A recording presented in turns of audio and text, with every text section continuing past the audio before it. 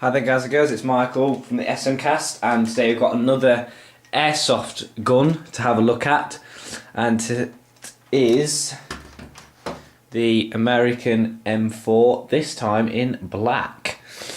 If you've seen my previous video of this gun, this is exactly the same, primarily because this is that gun. I spray painted it about 2 months ago for a film project that I've been doing, that I've been working on. I've said to a lot of people, if you saw this, would you think it was a two-toned gun before? And they've said no. I also said to them, if you saw that from a distance, would you think that was real? And they said yes. And since being told that, I checked up on the law of rear limitation firearms, and now that I have done this, I cannot take it off private property because it's illegal. But I'm going to keep this. Well, I'm not going to take this anywhere because this is just for personal. So I think it looks rather nice, particularly in black. It gets rid of all the orange stock, the orange barrel, the orange carry handle. I mean, these bits were orange as well. I mean, and it just looked naff. As I said in the previous video, two-toned. Yeah, it's good if you want to get a gun, but you look like a flipping... well, I don't know how to put it politely, which is why I spray painted it. And I'm going to take the camera off of here and we can have a closer look at it. Now, I just spray painted it with Halford's simple matte black paint that cost, well, it focuses, that cost £6. And I managed to spray paint this and my Sig Sauer, and I've also got a Glock 10, I think it is. Yeah, I think it's the G10 as well that I've got.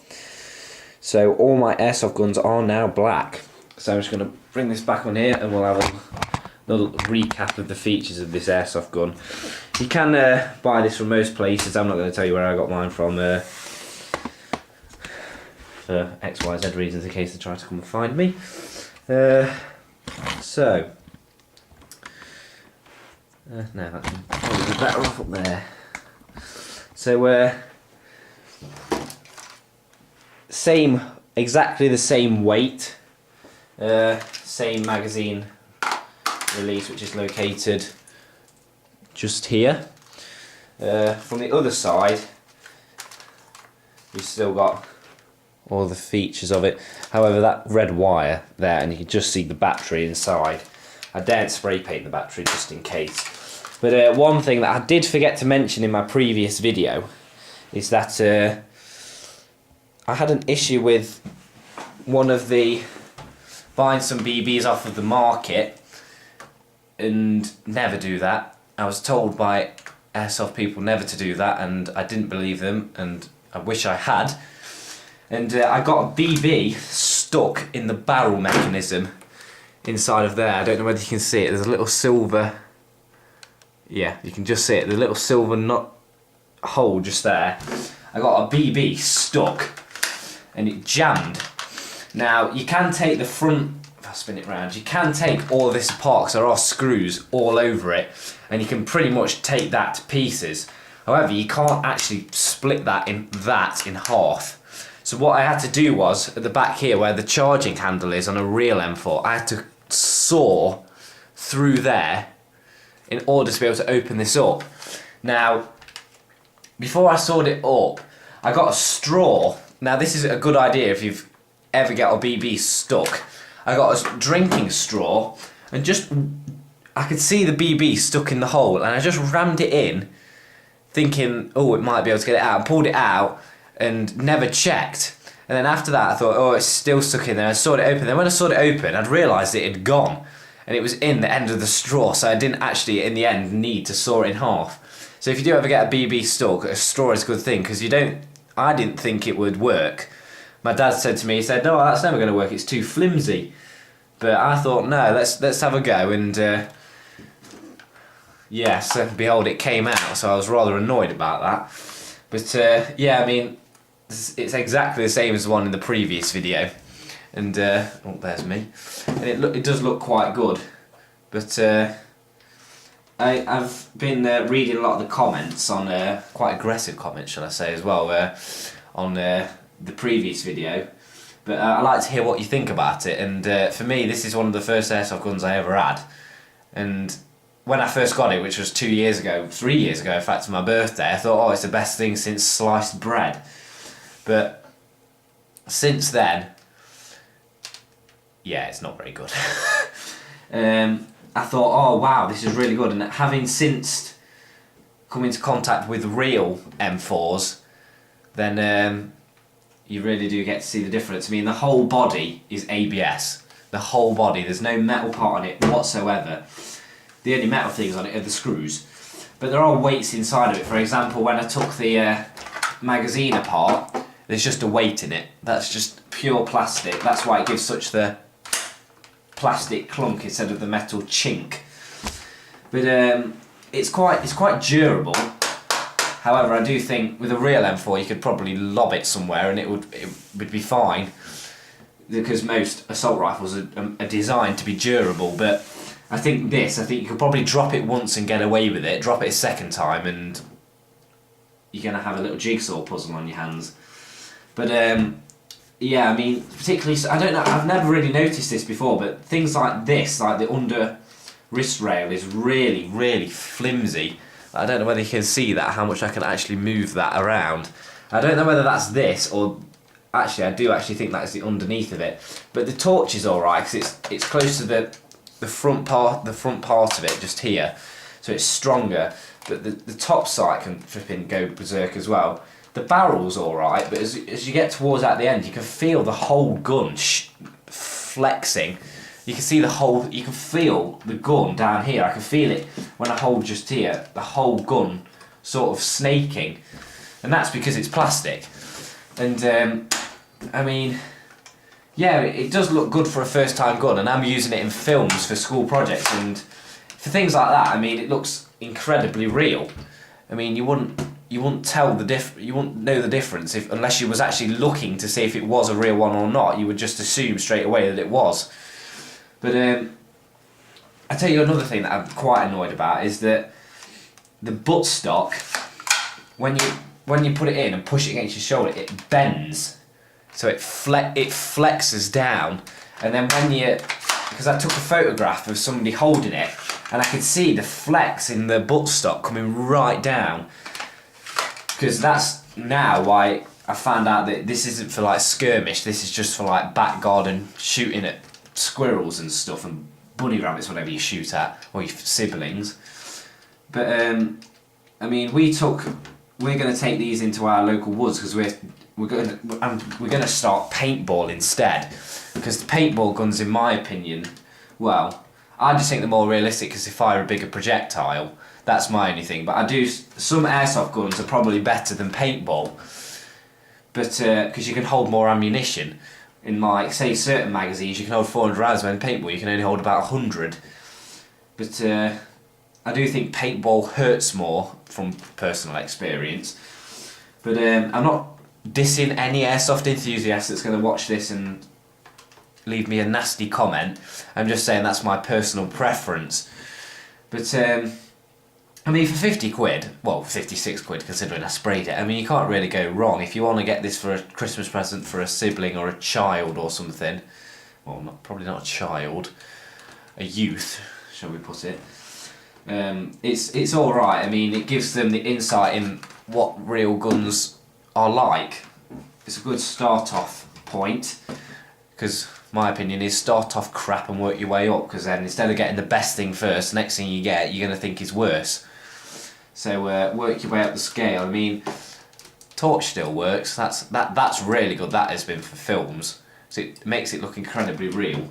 It's quite frightening as well when I've surprised people with it. I wish the magazines were metal, because I'm used to, well, I work on all of the special air service, like sports, like sights, positioning, organisation, things like that, the procedures in order to change mags. I mean, because most people think that you drop a magazine like that, but in special services you don't. You tilt your rifle to a 45-degree angle, press the magazine release, and I just saw that drop out a few centimetres. I'm just going to push it back in, otherwise it'll fly across the room. And then you flick your rifle like that, and as you flick it, you bring it up into your front sight so that you're never bending down to reload, otherwise you lose what you're looking at, and that split second could result in your death. And also it stops the magazine from hitting dead down, because they come out and they sort of spin and they land more flat, and it cushions the sound of them hitting the floor.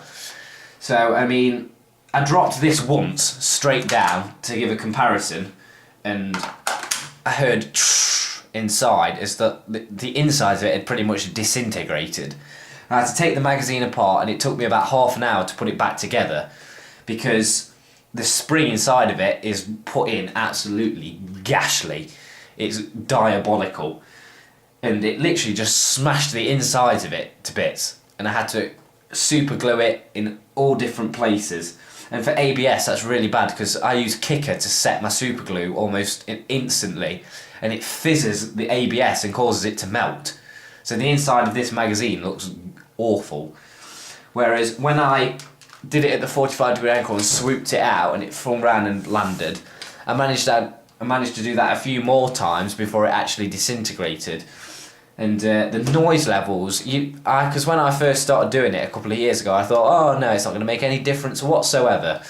When in fact, I was quite shocked actually, because me and my friends doing a paintball team, and it's all about tactical paintball is.